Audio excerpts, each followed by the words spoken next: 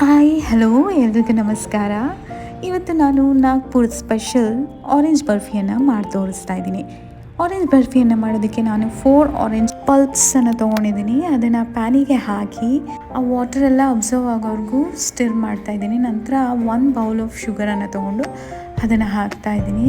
ಶುಗರೆಲ್ಲ dissolve ಆದ ನಂತರ desiccated ಕೋಕೋನಟನ್ನು ಹಾಕ್ತಾ ಇದ್ದೀನಿ. ಅದನ್ನು ಹಾಕಿ ಮಿಕ್ಸ್ ಮಾಡಿ ನಂತರ ಆರೆಂಜ್ ಸಿಪ್ಪೆಯನ್ನು ಗ್ರೇಟ್ ಮಾಡಿಕೊಂಡು ಅದನ್ನು ಹಾಕ್ತಾಯಿದ್ದೀನಿ. ಅದನ್ನು ಹಾಕಿ ಸ್ಟಿರ್ ಮಾಡಿದ ನಂತರ ಫ್ಯೂಸ್ ಸ್ಯಾಫ್ರನ್ ಸ್ಟ್ರೈನ್ಸನ್ನು ಹಾಕ್ತಾಯಿದ್ದೀನಿ. ಅದನ್ನು ಹಾಕಿ ಸ್ಟಿರ್ ಮಾಡಿ ನಾನಿಲ್ಲಿ ಕೋವಾ ತೊಗೊಂಡಿದ್ದೀನಿ.